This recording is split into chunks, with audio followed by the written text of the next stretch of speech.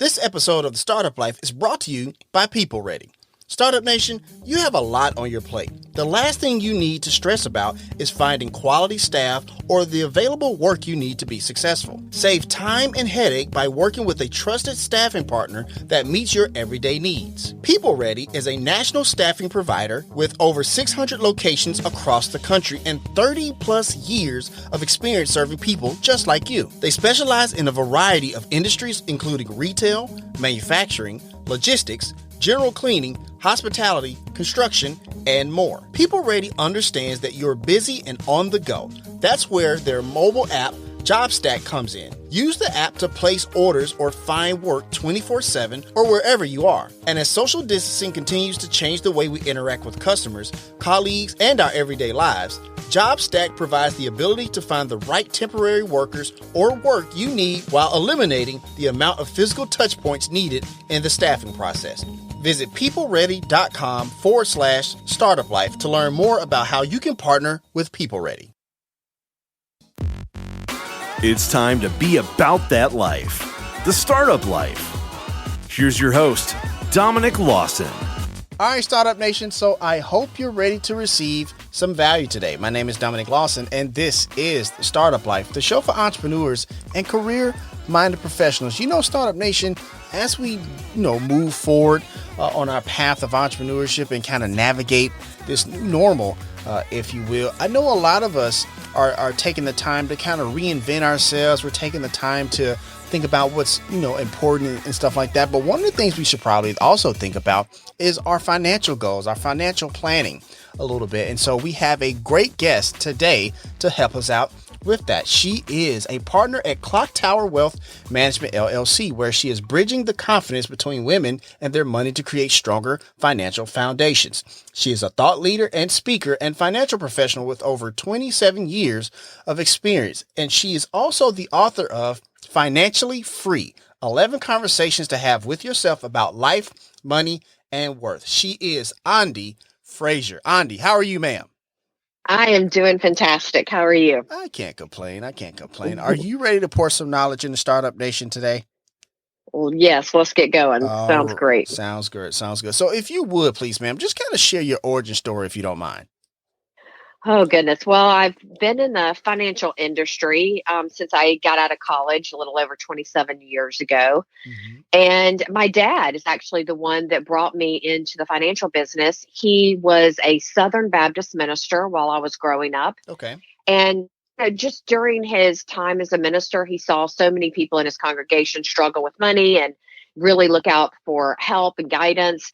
And then he also authored a book on taxation for ministers and clergy. So he had a natural affinity towards kind of giving financial advice. And so when I went to college, my freshman year of college is when he started in the financial business. So when I was getting ready to graduate, he said, I'd love for you to come and work with me and be in the business and then one day take things over. And so I joined him right out of college, but made my way throughout the industry. I didn't stay with my dad for the last 27 years. I've now returned there, but have done a lot of things throughout my career, including, certainly working with clients, but also developing and training advisors on how to do planning. I ran a multi-million-dollar fintech company, had a media company for a while, Right. and worked in the corporate area. So I'm looking forward to getting back to my roots of working one-on-one with clients. I hear that. Thank you for sharing that.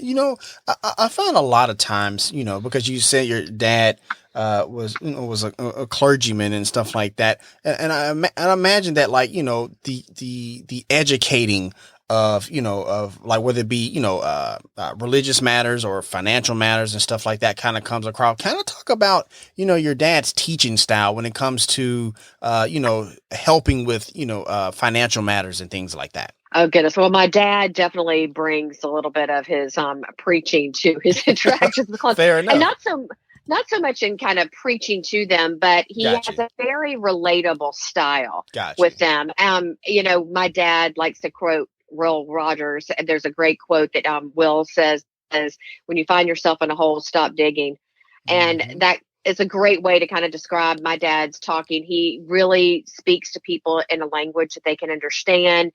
He really sees anybody. So he doesn't have like a certain level of client that he only sees. And I think Gotcha. he's tried to kind of continue to help people in whatever way he can, and figures if he works with somebody and there's no business in there for him, it's okay because something else will come along later. And he's kind of built his practice on that. He works with people all over the Southeast, and I'm now in the North, so we'll kind of bridge that gap and work together. And he's a great storyteller too, as you can imagine. So that helps a lot, certainly. Gotcha.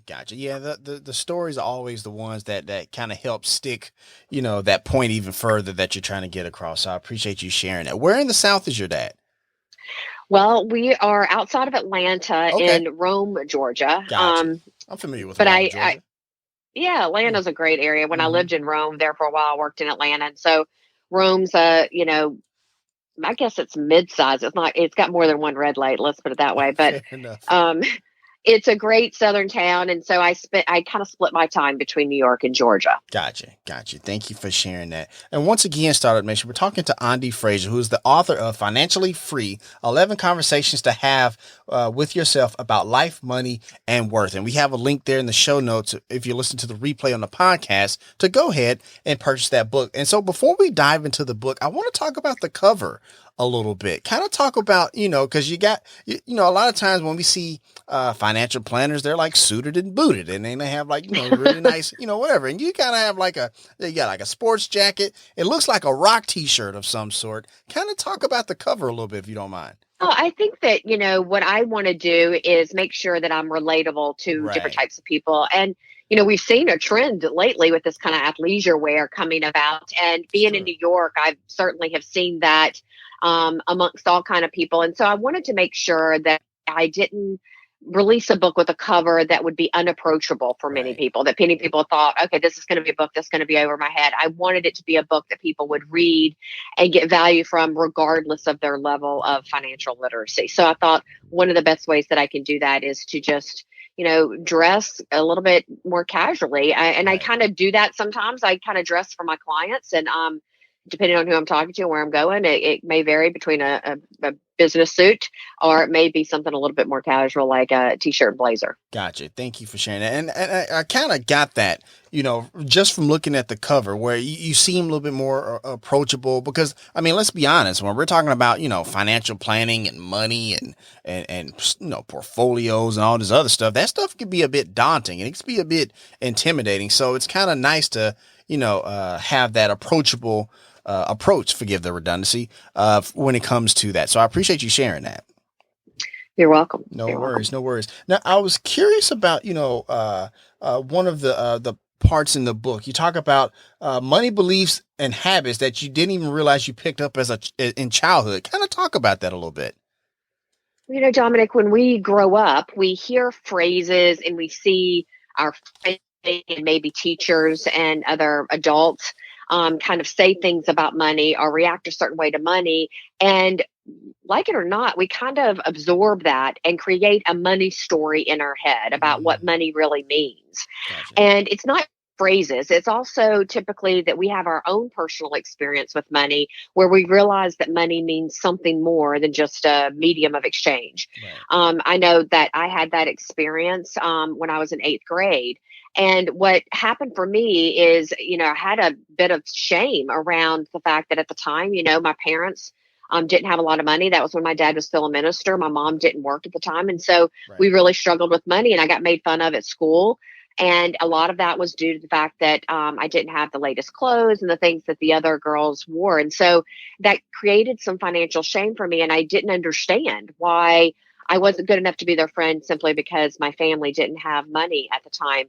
And, you kind of grow up with these stories. And what happens is we go through our formative years with the story, and we're not even really present to it in many cases. Mm-hmm. And then we wake up as adults having to make financial decisions, and we wonder why we struggle. So we start to get into action. We think about the how to. As soon as I do what I need to do, then everything will work out. But then things cause us to get off track because we haven't ever identified that money story and really, gotten clear on what that is meaning in our lives and how our decisions are being based oftentimes on these stories that may or may not have even really been true.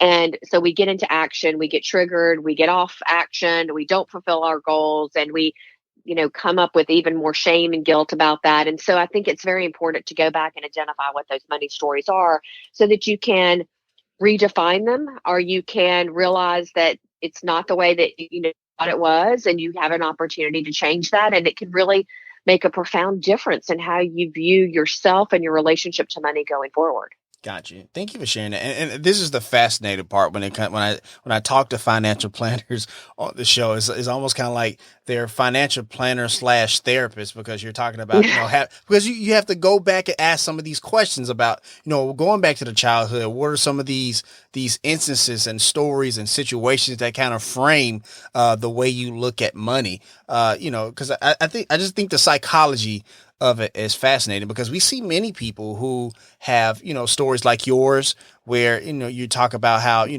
didn't have the fanciest clothes or toys or whatever the case may be growing up. And then we see people who grow up and have all the stuff that they want for. And then when they get older, it doesn't really go the same way it was as a kid. Have you ever seen those instances where it's like maybe as a kid you had just about access to everything you wanted, and then as you get older, the money story that you learned that you had as a kid, it kind of had adverse situations as you get older? For sure. I think that sometimes what's very interesting is whenever I was doing research for my book, I was interviewing a lot of siblings. And what I found is even when they would both grow up in the same family environment and money kind of conversations from their parents, it was not uncommon to see both siblings make very different decisions and choices with regards to money. And so what can happen when you grow up and you do have money and you do have things given to you, you kind of come to expect that, or you don't know how to deal when you have to now earn that for yourself. And it can be actually just as challenging as it is to grow up without money and then have to make money. I think sometimes it's harder to have a bunch of stuff and have that accessibility to money, and then all of a sudden not to have it. It's tough to be able to go back and learn to do things a little bit differently. And that's why it's so important as parents to make sure that we are providing our children with the right teachings around money. And that doesn't mean just putting money in a piggy bank. It means exhibiting behavior, discipline, value, work ethic that our children can grow up and be able to use in their adult life. I think that is so critically important. Gotcha. Well, let me ask a follow-up, because you talk about, parents teaching their children and stuff like that. As we kind of deal with this pandemic and new normal and stuff like that, I know a lot of people are opting to kind of maybe homeschool right now. And so maybe adding some type of financial part of the, part of the curriculum may be something that may be advantageous to kids these days. If you were advising somebody who was homeschooling and they wanted to say, "Hey, Ande, I want to implement some type of financial aspect to my curriculum," what are some of those tips or some of that advice you would give them? Well, I think first that you certainly can start to teach them a little bit about the financial terminology, about, what does credit mean? What does savings mean? And things of that nature, even going so far as teaching them what is a stock or what is a bond, or, how does insurance work? And you can, depending on the level of the child. But what's more important, Dominic, is for you to be able to teach them about creating values for themselves. What do they really value as human beings? Gotcha. And making sure that when they are setting goals for themselves, financial and otherwise, but certainly financial goals, that they're aligning with those values. And this is true for adults as well. Right. So that when they're taking action, if they say, "Hey, what really means something to me is being able to spend time with my friends. And I know that I want to have a bicycle so that I can ride my bike with my friends and go over to their house and spend time with them," then their actions should be to save up perhaps to buy that bicycle. And when you connect all of those things together, you have a bigger chance, more potential to be able to actually, follow through with those actions and reach those goals, because they're anchored to those values. And so I think it's about using proper language with children and Gotcha. making sure you're modeling behavior as well. Because remember, kids, they really do monitor what we do, not so much what we say. So that's got to be woven into the curriculum if you decide to do that as well. Gotcha. And I imagine that it's probably is important to kind of share some of the pitfalls we have as adults have kind of had, with our financial goals and stuff like that. Is that fair to say as well? Yes, but I can tell you, I have two children. They're teenagers. I have a daughter that's going to be a sophomore in college. She's 19, and a son that's going to be 16 in September. He's going to be a junior in high school. And, we talk about money very openly in our family. Right. Their father is also in the financial business. So, it's not in the grandfather. So that, it's kind of all around them. And so Fair we enough. do have some interesting conversations, but yet I think it's still, important to let them kind of figure some things out on their own, Fair because I enough. can tell them all my stories, and that Right. doesn't mean that they will actually believe, they kind of yeah, mom, this is another one of your stories. So, Gotcha. they got to kind of experience it on their own, I think, to some degree. That makes sense. Thank you for sharing all of that, for sure. And Startup Nation, when you purchase the book, there's other parts that you may be interested in, like finding the right money mentor, and also what an adult relationship with money should look like. But one of the ones I'm actually curious about is loving money, how relationships can solidify and shatter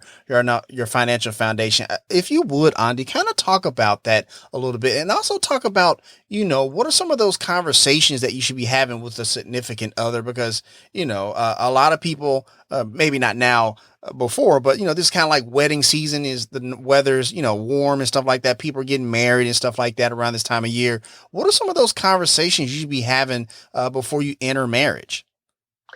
Well, love and money is such a critical topic, because we know that in many cases when a divorce happens, money is part of the cause, or at Absolutely. least part of one of the things that happens as a result. So it's very important to have these conversations. And I think the earlier you can start to have some conversations, the better.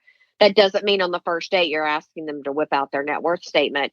But it does mean that you can start to be observant as early on as the first date about their conversations about money, and recognizing that you're coming to the relationship with your money story, and they're coming to the relationship with their money story, and they may not have even given some thought to what that is. And so whenever there's these discussions, and I know that people are very apprehensive about talking about money Right. with another person early on in the relationship, they don't want the other person to think that that's a contingency of the relationship, if you will.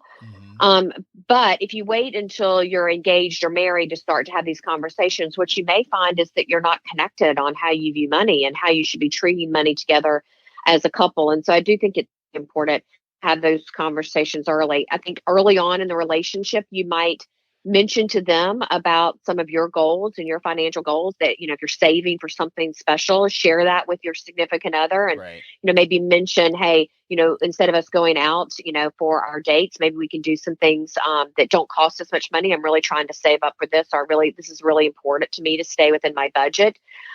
Sharing with them what your values are, and to see if there's some alignment there. I don't always think you're going to have exactly the same values as your partner, but there should be some commonalities that you can Right. build off together as a couple. And then talk about how you want to make decisions as a couple related to money. There's sometimes in a relationship where one person makes more money than the other, and that the person that makes more money will feel like that they need to have the control. If they're making the bulk of it, they're going to feel like they should have control over how it's spent or how it's used. And, in a marriage, when you're trying to establish a partnership, I think it's important for both people to understand how that's going to work. And look, there's not necessarily a right answer here. Right. Right. But there needs to be some conversation about it. If the expectation is the one that makes the money makes the decisions, then the other person still needs to understand what's going on and why things are being done the way that they are. And I do think it's healthy for that person to be involved in those decisions, because they're adding value to the relationship in other non-monetary ways. And so these are really critical times to be able to be thinking about that. Think about how you want to teach your children about money, and are there going to be obligations in the future that one of you is expected to handle with parents, perhaps, or a sibling?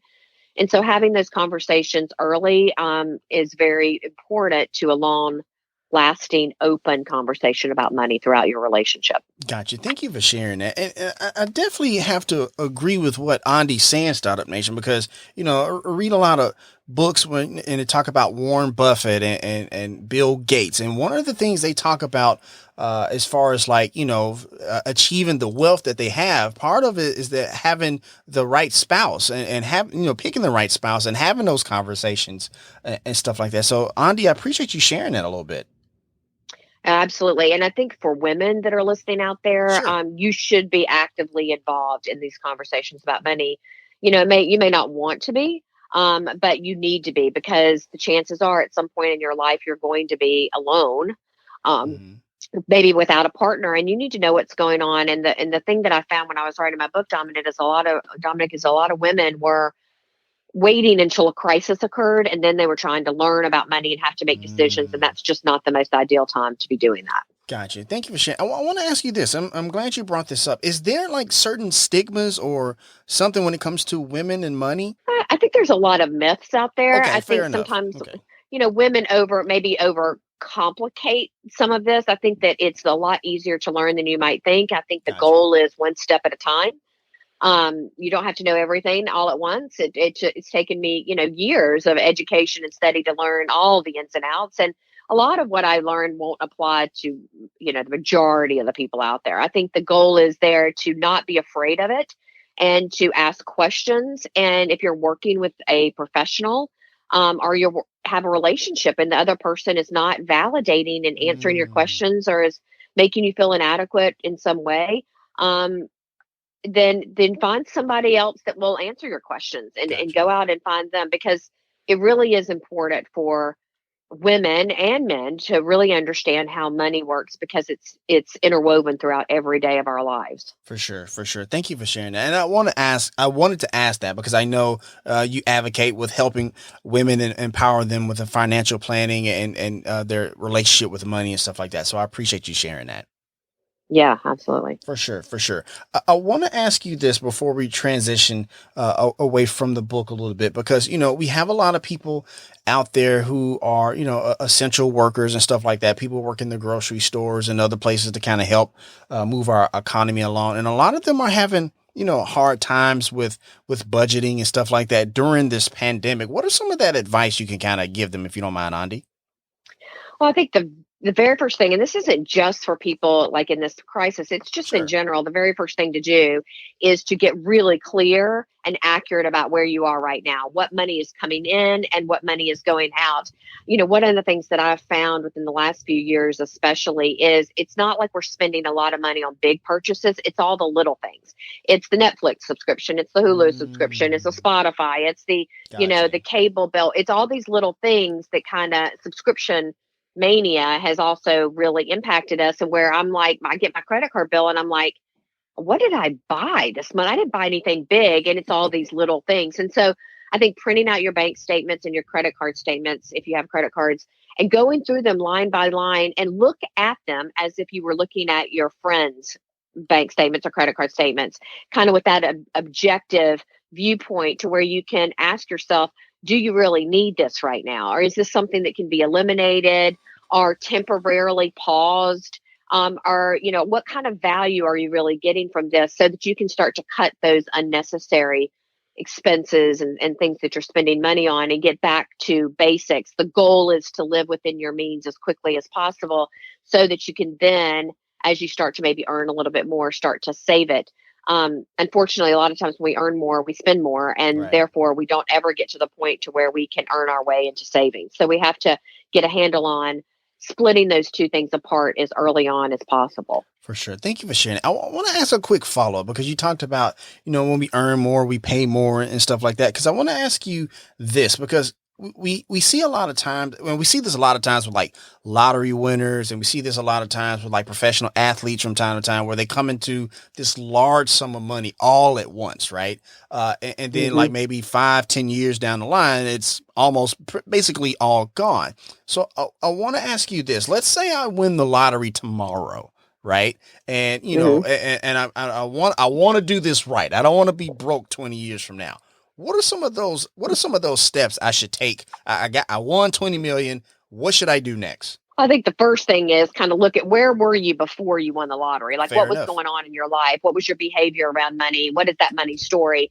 I think, making sure that you are debt free, if you can do that, would be a first step. Making sure you're putting away money in that, what I call a Liberty Fund. I don't really like emergency fund as a term, because I Okay. think that we need money to liberate us from jobs we don't like, or relationships that we don't like, or to take advantage of opportunities. So I like Okay. Liberty Fund, for that. And I think making sure you're putting money away for your retirement, that you've protected yourself, you've secured your ability to earn income. that you have life insurance so you can continue the legacy. And I do think it's okay to have a little play money if you were to win the lottery or do something big, or even if you got an NFL contract or, Gotcha. NBA or something like that. You should Right. have a little play money, but the goal is to be able to kind of satisfy those core pillars of protection, savings, and growth, and making sure you manage debt, and then looking for ways to have that money give you an income, not just for the next 5, 10 years, but 20, 30, 40 years. And also remember that a lot of times what happens when people get these windfalls is friends and family come knocking at the door. And I think you need to have a real All right, clear Startup Nation. So we're going to go ahead and take a positioning quick statement, break. if We you got to will, pay about some how you're bills. going to Once handle it again, my name is when Dominic people start Lawson, asking and you to you're borrow listening money. to The Startup Life.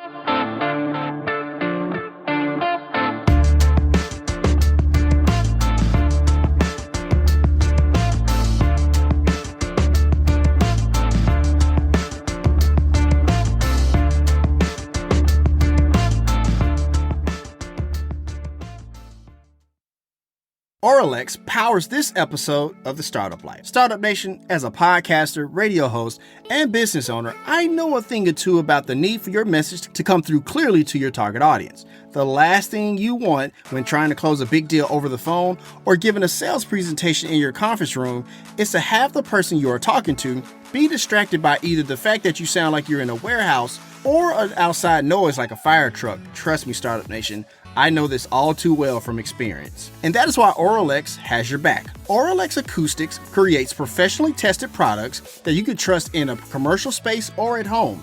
Better office acoustics improves intelligibility when video conferencing or generic conversation, reduces stress, and helps build a proactive work atmosphere. From a home studio for my content creators to your office space downtown, your gear performs better in an acoustically treated room.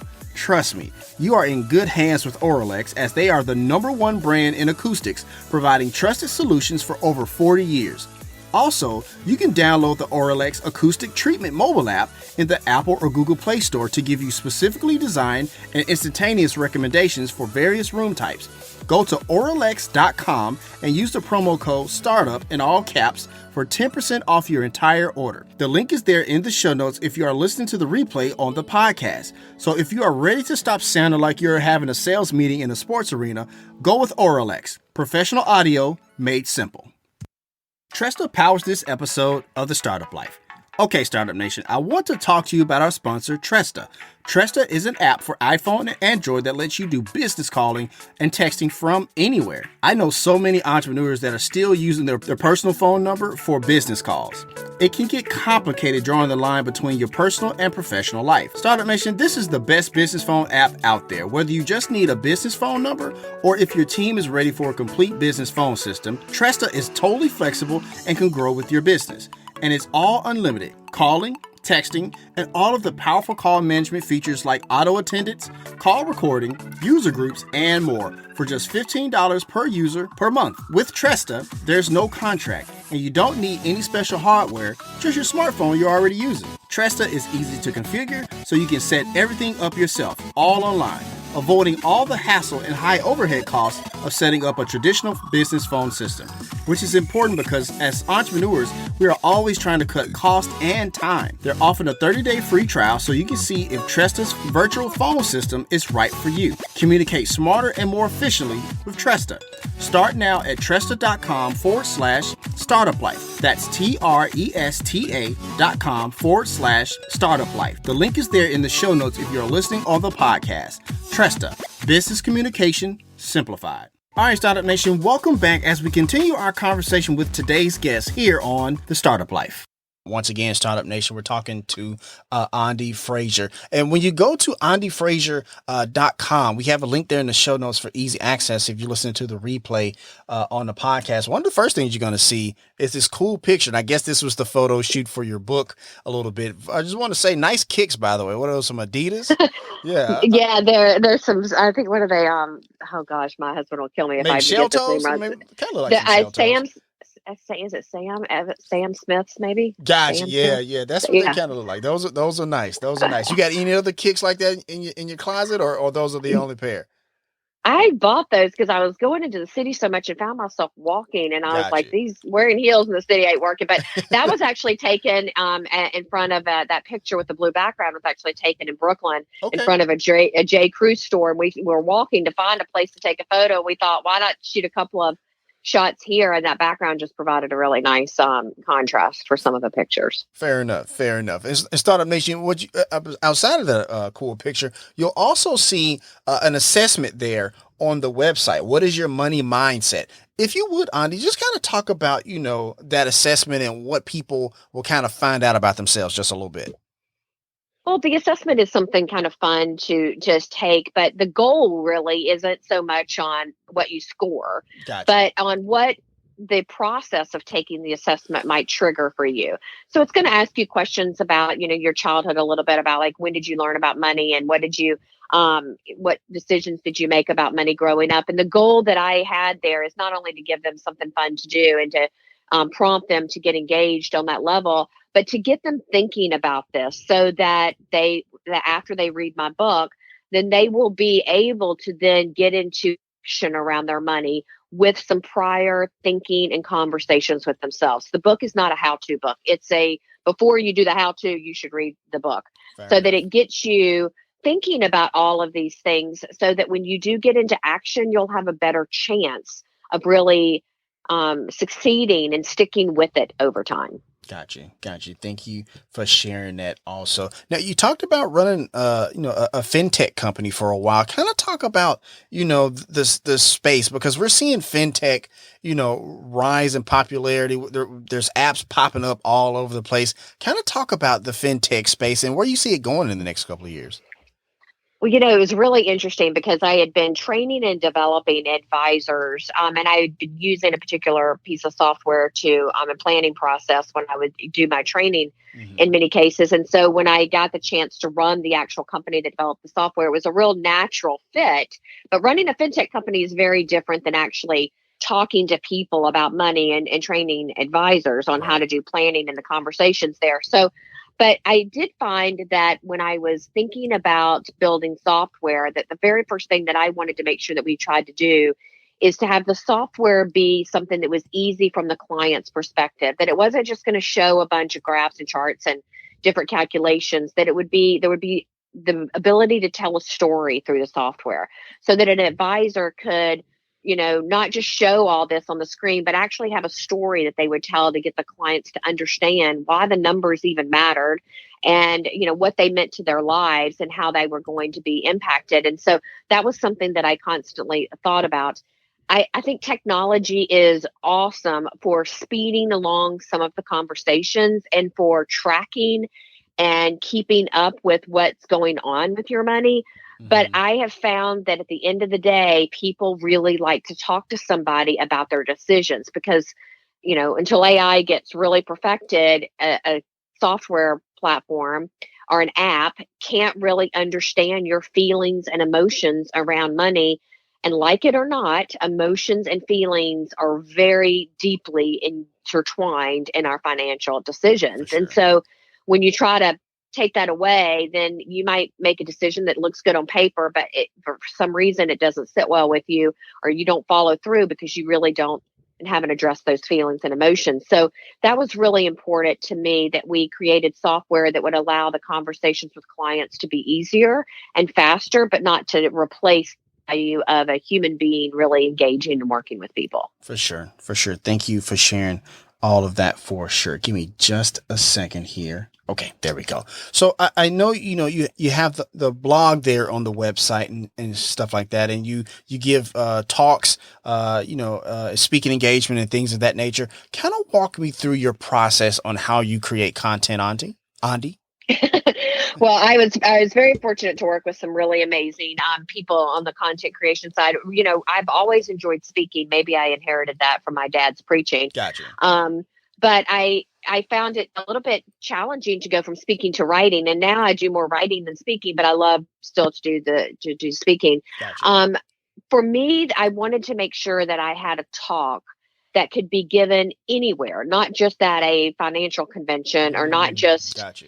With somebody who is looking for, that technical financial knowledge. I wanted to give, kind of a keynote talk that would be something that everybody in the room could relate to, that they would find entertaining, but deep and funny and thoughtful. And so that was really a part of my process there in kind of creating that content. And I kind of start with an outline and fill in the gaps and make sure I have some different contrast in terms of the types of content. I want to have stories, and I want to have seriousness. I want to have data. I want to have things that I can use as even props occasionally to make it interesting, so that I can reach, each and every person in the room in a different way. I want to shift gears just a little bit because you were on cheddar.com. I was kind of came across that content you was on there, and you were talking about how to attract and adopt more women leaders. Is this like in the tech space, in the company space? Where were you talking about having those more women leaders, and how do we attract more women leaders, like in leadership and stuff like that, in your opinion? Well, I would love to see, women and people, of color all over our business model, because I think when you have that, what you have is diversity of thought.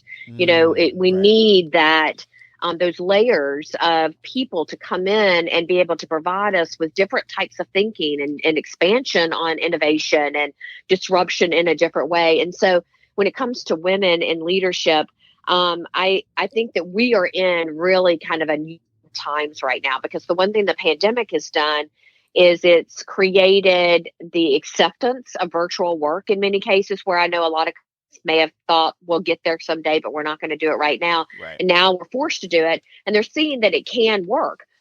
I'm in a study group meeting, was on this morning with my study group, and it's full of CEOs, and they were all talking about how they are ditching their offices and going to 100% virtual work. And now there's opportunity to engage with different talent.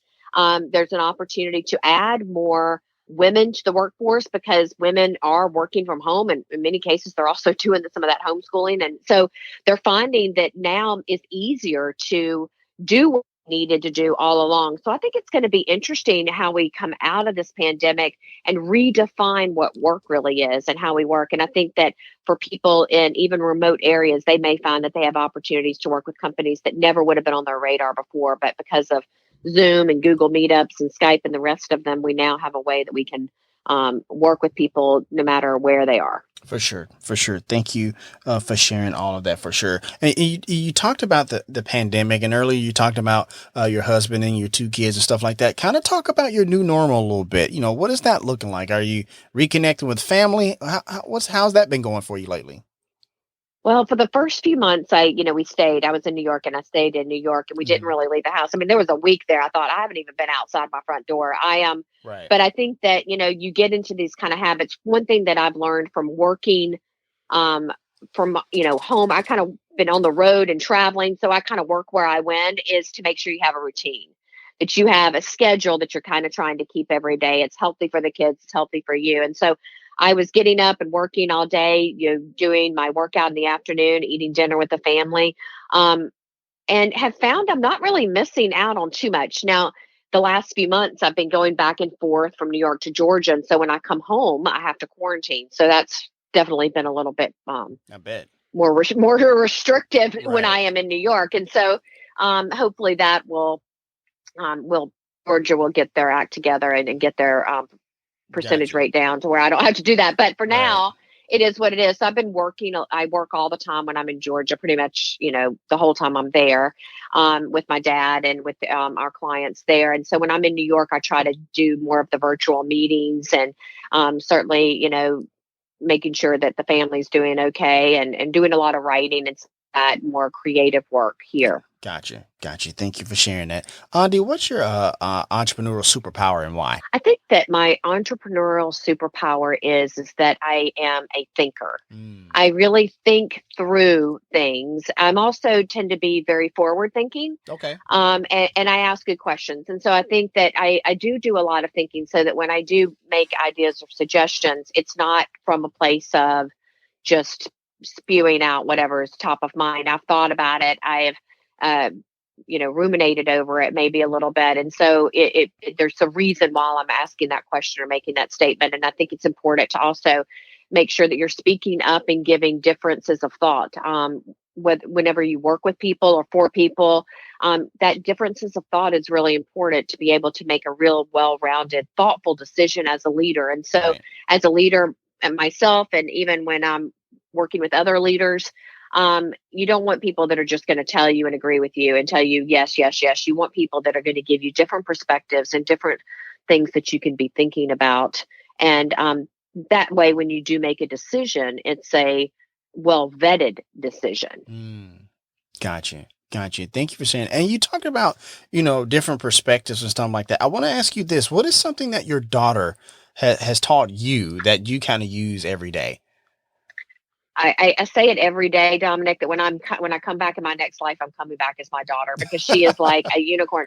She's one of the things that I love about her is that she's very confident and comfortable in her skin. She knows who she is. She knows who she isn't, I guess. She's definitely, engaged in some of that personal development that me and my husband and her father have engaged in. Gotcha. And is very, doesn't really deal with the drama, is just a very caring, old soul, if you will. And so one of the things that she's very independent, by the way. So when I try to give her advice, I recognize that about 10% of it is going to be taken, and the rest is going to, stick somewhere in her brain and maybe she'll think about it at some point. I try to make sure, though, that when I am giving her advice, it's advice that I really think is important to whatever's going on in her life at this point in time, because I know she's going to dismiss a lot of it. So I want to make sure that it's valuable to whatever she's going through. I tell her and my son, I give them mom's tip of the day. And so I'll give them like one small little nugget of something, and try to share those things with them so that I can teach them lessons, but recognize that they're going to do what they do, and it's their journey, and there'll be things they'll have to figure out on their own. And hopefully some of my wisdom will help them when they come up against struggles in their life. For sure. For sure. Thank you for sharing that. And Startup Nation, we're wrapping up with Ande Frazier, the author of Financially Free, 11 Conversations to Have with Yourself About Life, Money, and Worth. And once again, we have a link there in the show notes if you listen to the replay on the podcast to purchase that book. But also check out andefrazier.com. We have a link there in the show notes as well. Ande, I'm actually going to turn the microphone over to you, because as we move forward, there's a lot of people feeling discouraged out there, feeling a little down. Kind of give us some words of encouragement to take us out for today, if you don't mind. Sure. So when I was growing up, and whether I had challenges in school or difficulties with friends, my mom would always tell me that this too shall pass. And I think that one of the things that we all have to remember is that at some point we will get through this, and there's going to be challenges and struggles as we do. I think there's going to be many ups and downs, but we will get through this. And the more we can all look out for not only ourselves, but each other, and do the right thing, then we will get through this and be better for it. So just remember, this too shall pass. When you know better, you do better, and, take care of each other. I hear that. Thank you so much. And that's going to wrap up this session of the Startup Life. Ande, thank you so much for coming on the show. We really appreciate your time. Oh, it was a joy to be with you, Dominic, and thank you so much for having me. No worries. And as always, Startup Nation, if you have an idea, be about that life, the Startup Life. If you want to let us know what you think about our show, have an idea for a show topic, or would like to advertise on our show, send us a message on the Startup Life Podcast Facebook page. And while you are there, like and follow our page as well. It's a great way for us to engage with you, Startup Nation, and really grow our community. The link is there in the show notes. Subscribe to the show, as it can be heard on Apple Podcasts, Google Play, Stitcher Radio, Spotify, or even on your Facebook timeline or any other platform you like to get your podcast. If you are listening on Apple Podcasts and you find our content valuable, please give us a 5-star rating, as it will help us climb the charts and help more people find our show. You can also listen to the show on the Startup Life Podcast new website. There you will find the all-new startup blog, where I write on many topics that are interesting and helpful to you on your path to entrepreneurship. And hey, if you have an idea, be about that life, the Startup Life.